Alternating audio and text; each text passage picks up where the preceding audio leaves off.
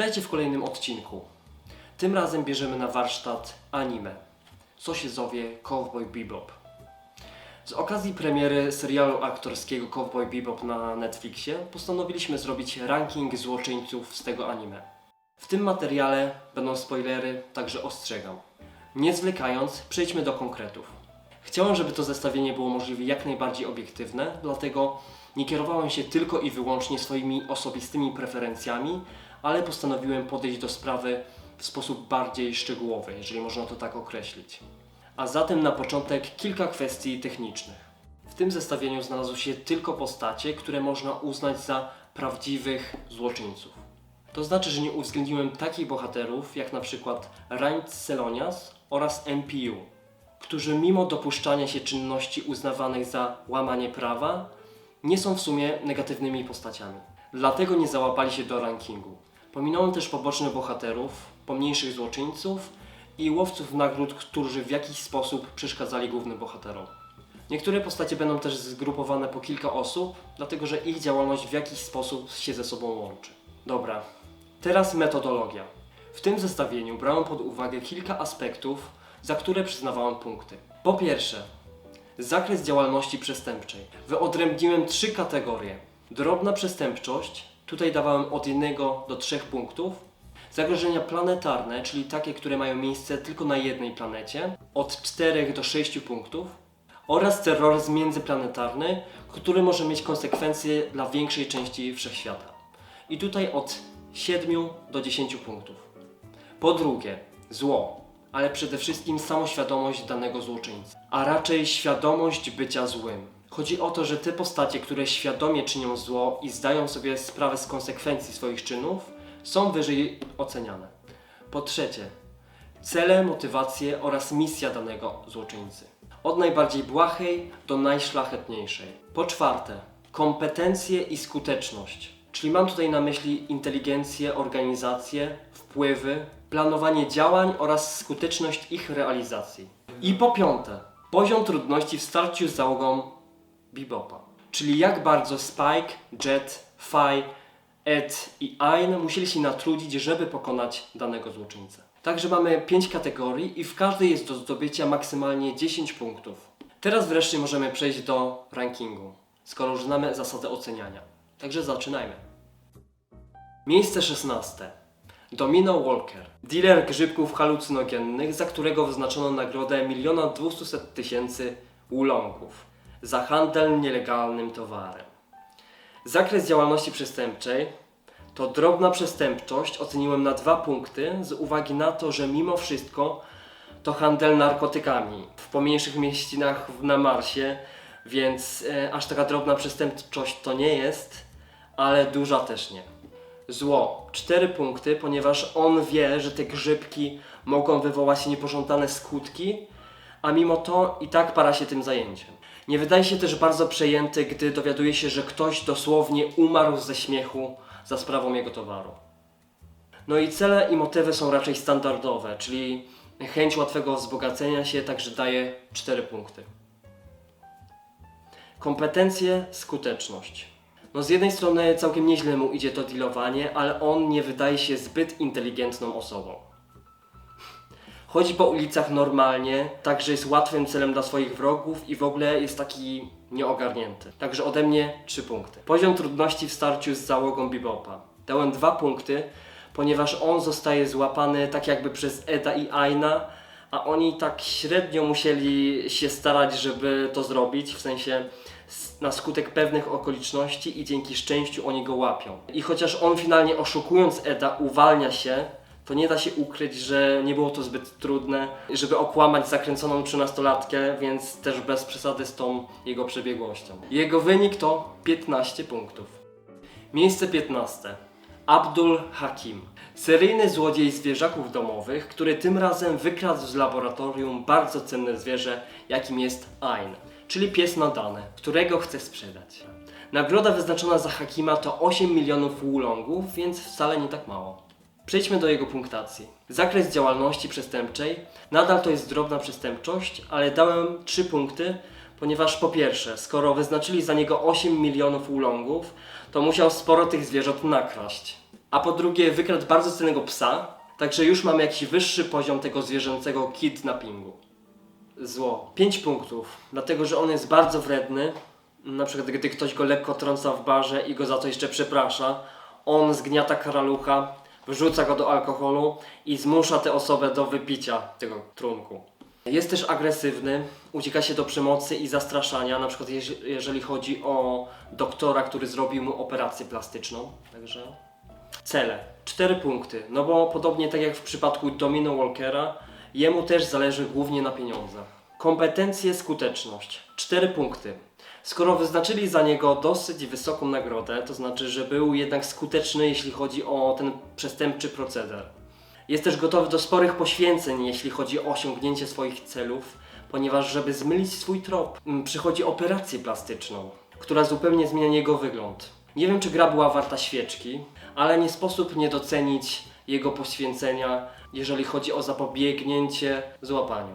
Poziom trudności w starciu z załogą Bebopa 3 punkty, ponieważ mimo wszystko on nie jest zbyt wymagającym przeciwnikiem. Ale trzeba mu przyznać, że gdy dochodzi do pojedynku między nim a Spike'em, to całkiem dobrze sobie radzi. No i też później udaje mu się odzyskać Aina, ale nie na długo, bo po ugryzieniu psa Hakim kończy w rękach policji, także aż tak trudno to nie było. Wynik 19 punktów. Miejsce 14. Decker. On jest przemytnikiem ładunków wybuchowych, czy też innych broni. Nagroda za schwytanie go to 12 milionów wulongów, więc całkiem sporo. No ale ta postać jest dosyć specyficzna, między innymi dlatego, że on właściwie nie odzywa się przez cały odcinek i finalnie sam doprowadza do swojej zguby. Zakres działalności przestępczej, przestępczość planetarna 4 punkty. Dlatego, że on przewozi swoim pojazdem broń między planetami, więc nie ogranicza się jedynie do jednej planety, ale przez to, że jest tylko pośrednikiem, to dało mu 4 punkty w tej kategorii, no bo on nie jest międzyplanetarnym terrorystą, mimo że kursuje między planetami. Zło 4 punkty, dlatego że on niby próbuje zabić albo przynajmniej unieszkodliwić naszych bohaterów, którzy go gonią, ale robi to głównie po to, żeby im uciec, a nie dlatego, że ma żądzę mordowania. No i on jest świadomy tego, co przewozi i cały czas to robi, więc 4 na 10 punktów to myślę, że uczciwa ocena dla niego w tym wypadku. Cele 4. Na razie cały czas mamy postacie, którym chodzi głównie o zarobek, także 4 punkty. Kompetencje, skuteczność 4 punkty. Tutaj ocenę bardzo zaniżył mu fakt, że on sam przypadkiem doprowadza do swojej śmierci, więc trochę słabo z tą skutecznością. Ale całkiem nieźle uciekał bohaterom, no i skoro wyznaczyli 12 milionów za jego głowę, to też pewnie miał jakieś dokonania w tym przewożeniu ładunków wybuchowych. Poziom trudności w starciu z załogą Bebopa 4 punkty. Głównie dlatego, że jak wspomniałem, całkiem nieźle sobie radził z uciekaniem, wykorzystując skonstruowane najprawdopodobniej przez siebie małe ładunki wybuchowe, więc no oni mieli z nim jakiś problem. Wynik 20 punktów. Miejsce 13. Potwór z lodówki. Tutaj mamy do czynienia z istotą, która została stworzona nieumyślnie przez Spike'a, ponieważ przez to, że zapomniał o tym, że kupił homara i zostawił go na rok w lodówce, homar zmutował w jakąś dziwną masę potrafiącą przybierać różne kształty. Taki glutek. Zakres działalności przestępczej dałem drobną przestępczość i 3 punkty, dlatego że ten potwór był dosyć niebezpieczny, ponieważ łatwo unieszkodliwił większość załogi Bebopa i myślę, że gdyby wydostał się ze statku, to mógłby zrobić jeszcze więcej szkód. Albo jeszcze bardziej zmutować, także kto wie, jakie on miał jeszcze możliwości. Zło 1 punkt. Dlatego, że to jest zmutowane stworzenie, które najprawdopodobniej atakuje ludzi, żeby zaspokoić głód, bądź jakieś inne potrzeby. Ale to nie jest powiedziane, więc to tylko domysły, ale myślę, że akurat uzasadnione. Także potraktowałem to jako niebezpieczne zwierzę, które kieruje się instynktem, a więc nie jest w pełni świadome zła, jakie wyrządza. Cele 3. Tutaj mamy inne motywy, bo raczej chodzi o pożywienie, więc skoro dałem 4 punkty tym postaciom, które kierowały się chęcią zysku, bogactwem, to tutaj, jeśli celem jest zaspokojenie głodu, a więc swoich pragnień, 3 myślę, że będzie odpowiednie. Kompetencje, skuteczność 6 punktów. No ten potwór jest w zasadzie bardzo skuteczny, bo prawie udaje mu się to, co zamierza, ale fakt, że zostaje zjedzony przez Eda, a więc nastoletnią dziewczynę, mimo wszystko znacznie zmniejsza tę skuteczność, moim zdaniem. Poziom trudności w starciu z załogą Bebopa 8 punktów. No w starciu z załogą udaje mu się unieszkodliwić 4 z 5 członków załogi, więc dla tej konkretnej załogi był to raczej bardzo trudny przeciwnik. Wynik 21 punktów. Miejsce 12. Asimov Solensan. Były członek syndykatu na jakiejś asteroidzie, który zabijając swoich ludzi kradnie narkotyk Czerwone Oko, czyli krople do oczu, które wzmacniają siłę, szybkość, wytrzymałość, ale nadużywane mogą wyniszczać organizm i psychikę. I on razem ze swoją żoną chce dostać się na Marsa, by wieść lepsze życie, uprzednio sprzedając towar, aby zarobić. Zakres działalności przestępczej: przestępczość planetarna 4 punkty. Ponieważ on był częścią syndykatu, który zajmował się handlem bardzo niebezpiecznym narkotykiem i też ilość policji, która zrobiła na niego obławę, powoduje, że dostał tutaj więcej punktów. Zło 6 punktów. Dlatego, że dowiadujemy się, że wcześniej zabił swoich ludzi, aby okraść mocodawców. No i w tym odcinku on też uśmierca innych, także można wnioskować, że zabicie kogoś to nie jest dla niego problem moralny. Cele 5 punktów. Celem jest wzbogacenie się, ale on też chce być po prostu szczęśliwy ze swoją żoną na Marsie, czyli na planecie, na której podobno lepiej wiedzie się ludziom, także to jest coś więcej niż te zwykłe pragnienie bogactwa. Kompetencje, skuteczność 4 punkty. Co prawda on zabija wielu ludzi, ale słabo u niego z myśleniem. Nie udaje mu się sprzedać żadnej fiolki Czerwonego Oka, a najzabawniejsze jest to, że gdy za pierwszym razem gościu prosi go, żeby udowodnił, że te krople do oczu są prawdziwe i skuteczne, to on sam sobie je aplikuje. Także moim zdaniem to nie było zbyt mądre posunięcie. I w ogóle te narkotyki tak siadają mu na mózg, że jego działania później nie są logiczne. Daje się też zabić swojej żonie, więc Asimowowi ewidentnie trochę brakuje w kontekście kompetencji. Poziom trudności w starciu z załogą Bebopa 3 punkty. Ponieważ w trakcie walki ze Spike'em słabo sobie radzi, powiedziałbym nawet, że bardzo słabo, no i też to nie Spike unieszkodliwia go finalnie, tylko żona Asimowa, stąd 3 punkty. Wynik 22 punkty. Miejsce 11.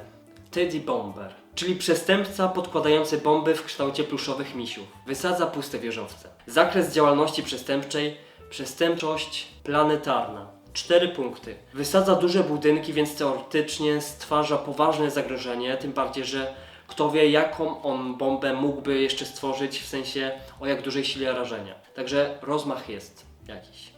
Zło 2 punkty, dlatego że on sam mówi, że nigdy nie brał na cel ludzi i prawdopodobnie nikt nigdy nie zginął przez jego wybuchową działalność, więc on w sumie nie jest taki zły. Cele 9. W tym odcinku za każdym razem ktoś mu przerywa, gdy on chce wyjawić swoje motywacje. No ale w końcu mu się to udaje, no i okazuje się, że on jest wrogiem kapitalizmu. I wysadzając budynki chce zmusić ludzi do refleksji. Zadając pytanie, czy tak powinien wyglądać postęp. Także jego motywy nie są takie błahe, a nazwałbym je nawet wzniosłymi. Kompetencje, skuteczność 5 punktów. Udaje mu się wysadzić kilka dużych budynków, więc ma jakąś skuteczność, ale łatwo go złapać i dlatego, że nikt nie traktuje go zbyt poważnie, udaje mu się uciekać. Poziom trudności w starciu z załogą Bebopa 3 punkty. Ponieważ gdyby załoga Bebopa na poważnie podeszła do złapania go, to zrobiliby to bez większego problemu. No ale jakoś tak się nie stało. Wynik 23 punkty. Miejsce 10.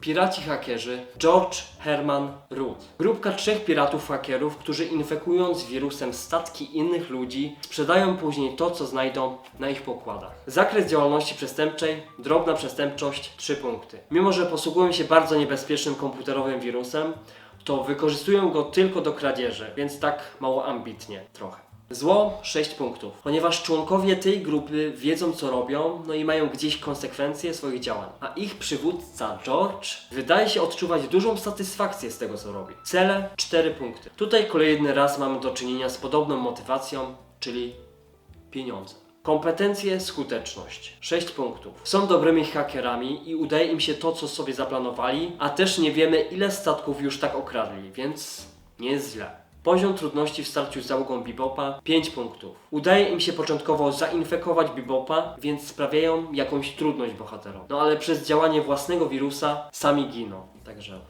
wynik 24 punkty. Miejsce 9. Arcymistrz Hex. 98-letni programista, geniusz oraz szachista, który pracował dla korporacji bram kosmicznych i wiele dekad wcześniej stworzył system kontroli płatności, który nadal jest wykorzystywany przez tę firmę. Po 50 latach dochodzi do serii kradzieży, które okazują się zaplanowaną zemstą Hexa za to, że pół wieku temu został zwolniony z tej korporacji. Tylko jest pewien szczegół sprawiający, że arcymistrz Hex jest dosyć specyficznym złoczyńcą. Dlatego, że przez te 50 lat od czasu, kiedy przygotował plan zemsty, ze względu na starszy wiek stracił pamięć i w ogóle zapomniał to, co przyszykował dla swoich dawnych pracodawców. Zakres działalności: terroryzm międzyplanetarny 7 punktów, ponieważ ten błąd, który wprowadził w stworzonym przez siebie systemie kontroli płatności, miał zasięg międzyplanetarny, stąd 7 punktów. Zło 3 punkty, dlatego że on faktycznie zaplanował tę swoją zemstę kilka dekad wcześniej, no ale wtedy, gdy go poznajemy, już niczego nie pamięta, więc teraz raczej nie jest już taki zły jak wcześniej. Cele 5 punktów. Myślę, że zemsta to coś poważniejszego niż chęć zysku, dlatego dałem mu 5 punktów. Kompetencje, skuteczność 5. Jego skuteczność jest wysoka, skoro mimo, że nie pamięta tego, co przygotował, nadal te jego działania mają wpływ na innych, no ale właśnie przez utratę pamięci trzeba mu odjąć sporo punktów niestety. Poziom trudności w starciu z załogą Bebopa 5. Tutaj tak samo oni mieli z nim niemały problem, ale gdy okazuje się, w jakim on jest stanie, to rezygnują ze ścigania Hexa, bo wiedzą, że nie jest już zagrożeniem. Wynik 25 punktów. Miejsce 8. Picaro Calvino. Mafioza z Wenus ma swój gang, wynajmuje ludzi, którzy kradną roślinę mającą zapobiegać chorobie Wenus. Zakres działalności: przestępczość planetarna 5 punktów. Ponieważ on jest bossem gangu, no i zleca wykradnięcie bardzo cennej rośliny, z której lekarstwo ma być rewolucyjne, także no duża sprawa. Zło 7 punktów, dlatego że on jest bezwzględny, szantażuje inne postacie i zważywszy na to, że zarządza gangiem, myślę, że miał już niejedną krwawą akcję za sobą. Cele 5. No motywacją jest chęć zysku ponownie, ale przez to, że zależy mu na dość niezwykłej roślinie, która ma leczyć chorobę, no to za to dałem mu punkt więcej niż innym, którzy kierowali się zwykłą chęcią zysku. No i tym bardziej, że skoro on jest bossem, to również władza musi być dla niego ważna. Kompetencje, skuteczność 6 punktów. Jeśli on stoi na czele gangu, to musiał mieć niemałe osiągnięcia w tej działalności. Poziom trudności w starciu z załogą Bebopa 4 punkty. Dlatego, że nasi bohaterowie nie mają z nim aż takiego dużego problemu finalnie. Wynik 27 punktów. Miejsce 7. Wen. On tylko wygląda jak chłopiec, ponieważ przez pewne zdarzenia na Ziemi przestał się starzeć, a później jeszcze na nim eksperymentowali, więc nie można go właściwie zabić, chyba że specjalnym minerałem, który odwróci ten proces niestarzenia się. I jako że on wygląda jak chłopiec, żeby móc robić to, co chce, to dla przykrywki porywa co jakiś czas dorosłego człowieka. Zakres działalności: drobna przestępczość 2 punkty. Dlatego, że on w sumie porywa po prostu co ileś lat jakiegoś pojedynczego człowieka. Przynajmniej wszystko na to wskazuje, więc dosyć mała skala. Zło 8 punktów, ponieważ on jest naprawdę zły i nie cofnie się przed niczym, aby osiągnąć to, czego chce. Nie ma też problemu, żeby zabić kogoś z zimną krwią i to nawet postronnych ludzi, jak na przykład taksówkarza.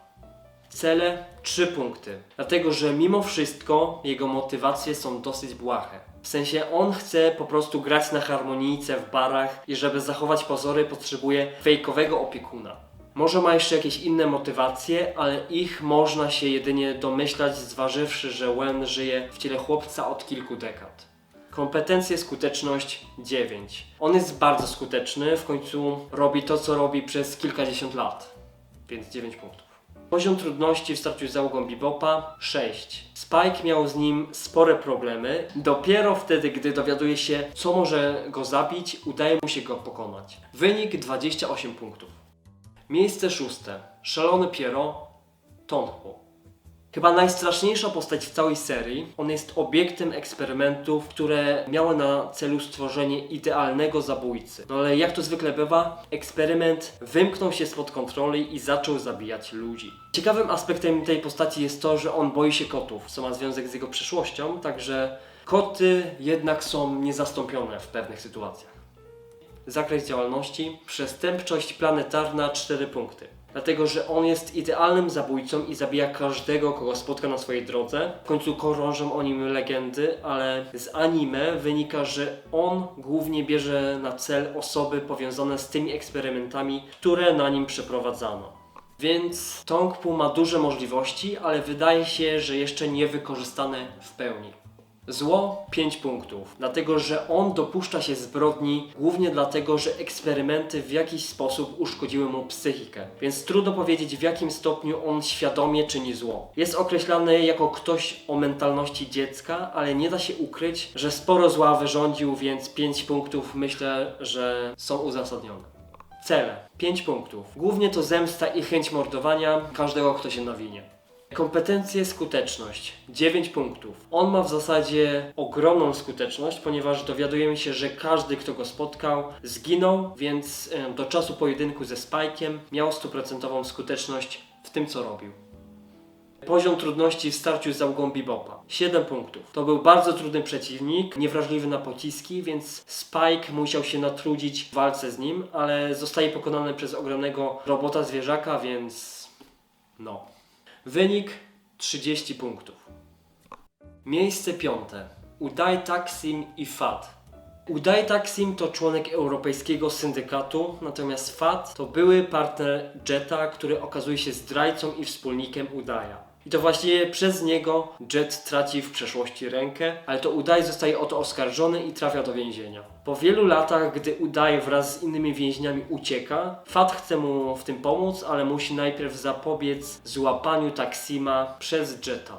Zakres działalności: przestępczość planetarna 5 punktów. Oboje są lub byli członkami europejskiego syndykatu, więc to nie mała sprawa. Z kolei Fat jest jeszcze kretem w policji. Zło 8 punktów. Oboje są bezwzględni i nie wahają się zdradzić sojuszników dla własnych korzyści. Uday zabija swoich popleczników, a Fat raz, że udaje przyjaciela Jeta, a dwa, na koniec to on sam zabija Udaya. Cele 5 punktów. Nie jest to powiedziane wprost, ponieważ obie postacie poznajemy poprzez sytuację, w której chcą zabić Jeta, ale zważywszy, że pracują dla syndykatu, można domniemywać, że w grę wchodzą poważniejsze sprawy. No ale nie wiemy na 100% o tym, więc 5 punktów. Kompetencje, skuteczność 7 punktów. Skoro oboje byli prawdopodobnie wysoko w syndykacie, znaczy to, że musieli być całkiem nieźli w tym, co robią. Tym bardziej, że Fat przecież przez wiele lat ukrywa, że jest częścią organizacji przestępczej. Poziom trudności w starciu z załogą Bebopa 6. Zarówno Uday, jak i Fat są pewnym wyzwaniem dla załogi, głównie Jeta, ale skoro Jet poradził sobie sam, to 6 punktów jest uzasadniony, myślę. Wynik 31 punktów. Miejsce 4. Gordon.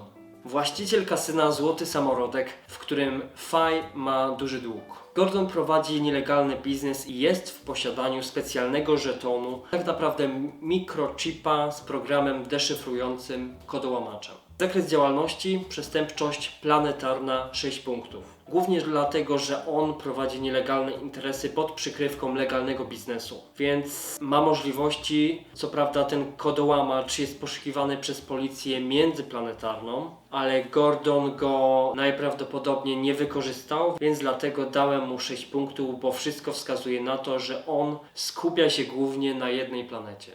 Zło 9 punktów. Z zimną krwią torturuje i zabije człowieka. Ma też sporo pracowników, którym zleca różne złe rzeczy i szantażuje i oszukuje ludzi. Między innymi Fai Valentine.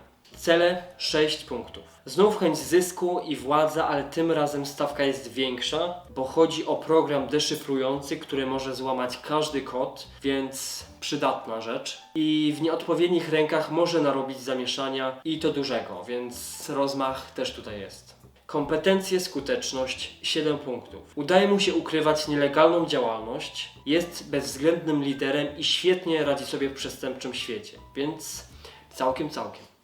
Dysponuje też ogromnymi pieniędzmi, bo przecież łatwo zgadza się na 30 milionów ulongów w trakcie negocjacji z załogą Bebopa. No i prowadzi kasyno, więc ma spore środki finansowe.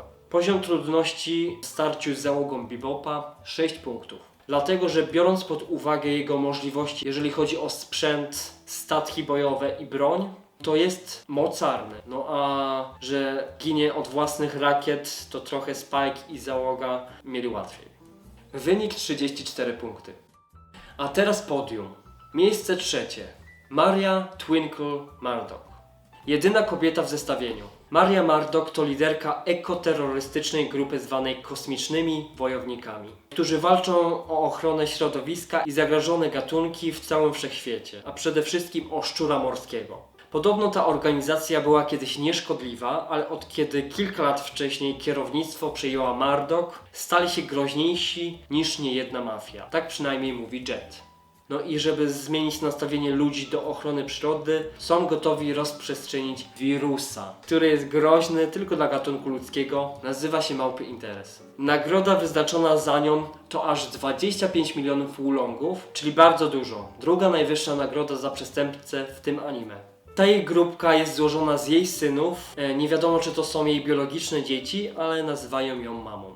Zakres działalności: terroryzm międzyplanetarny 9 punktów. Ponieważ oni działają na wielu planetach i wirus, który stworzyli, jest przeznaczony dla całej rasy ludzkiej, więc mają ogromne możliwości, tym bardziej, że szantażują rządy różnych planet.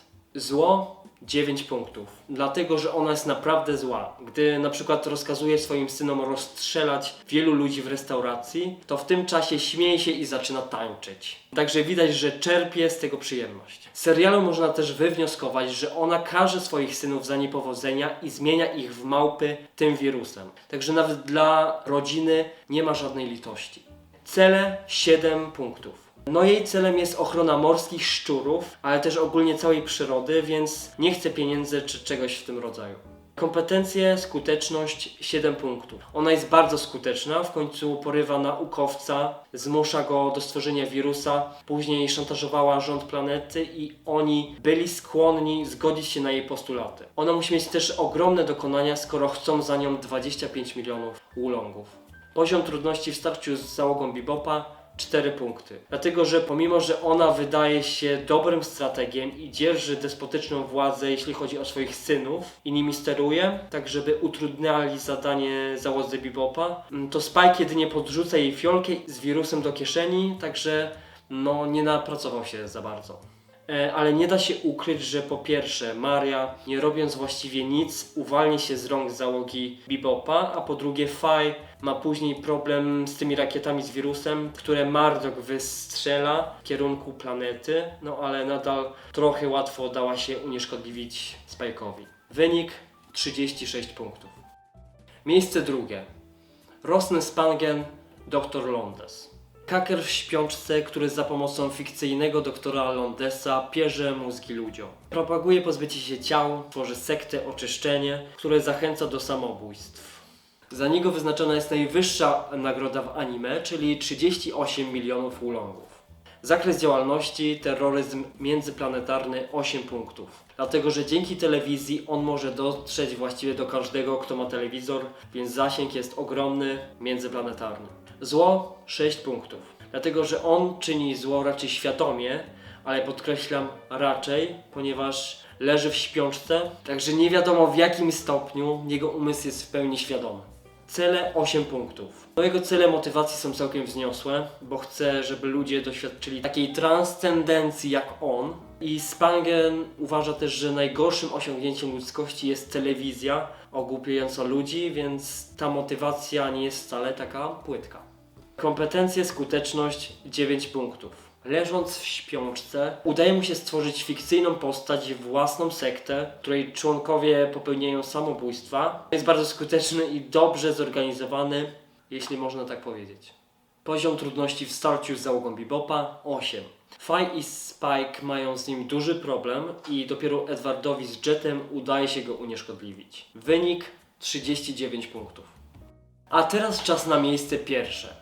Chyba nikogo nie zdziwi, że na pierwszym miejscu znalazł się główny złoczyńca tego anime, ale teraz uzasadnię, że jednak zasłużył sobie na to. Mowa oczywiście o postaci imieniem Vicious, czyli dawnym przyjacielu Spike'a. Kiedyś był wysoko postawionym członkiem syndykatu, ale przyjął na krótko władzę w tej organizacji. Zakres działalności, przestępczość planetarna 6 punktów. Dlatego, że on początkowo jest tylko członkiem syndykatu, który funkcjonuje na jednej planecie i zajmuje się najprawdopodobniej narkotykami. Vicious przejmuje władzę, ale na krótko, więc w sumie nie miał za dużo czasu na rozwinięcie skrzydeł. Zło 10. Głównie dlatego, że bez mrugnięcia okiem potrafi zabić, porwać, ukraść, no wszystko co chcecie. Ale też inna sprawa, on jako jedyny złoczyńca pojawia się w kilku odcinkach i też poznajemy jego przeszłość, z której wynika, że wtedy też był zły i w ogóle się nie zmienił. Czyli nie przeszedł żadnej przemiany, nie zrozumiał swoich błędów, był złym człowiekiem i pozostał zły do końca. Cele 7 punktów. To władza, pewnie też pieniądze i zemsta, więc trochę tego jest. Kompetencje, skuteczność 9 punktów. On jest bardzo kompetentnym złoczyńcą, w końcu przejął władzę w syndykacie, dla którego pracował, więc osiągnął to, co chciał. Inna sprawa, że długo się nie nacieszył tą władzą. Poziom trudności w starciu z załogą Bebopa 8 punktów. Sam fakt, że pojawia się w kilku odcinkach świadczy, że jest bardzo problematyczny dla załogi Bebopa. No ale jednak udaje się go pokonać, więc 8 punktów jest uzasadnione. Wynik 40 punktów. Także tak oto wygląda ranking złoczyńców, który dla Was przygotowaliśmy. Starałem się być jak najbardziej obiektywnym w mojej ocenie, jeżeli obiektywizm w ogóle jest możliwy. No ale jeżeli ktoś miałby jakąś inną wizję tego rankingu, to jestem bardzo ciekaw. I też jestem otwarty na sugestie, także śmiało możecie zgłaszać swoje uwagi. Dobra, to dzięki za oglądanie. Zapraszam na kolejne odcinki i projekty, jakimi będziemy się zajmować. Cześć!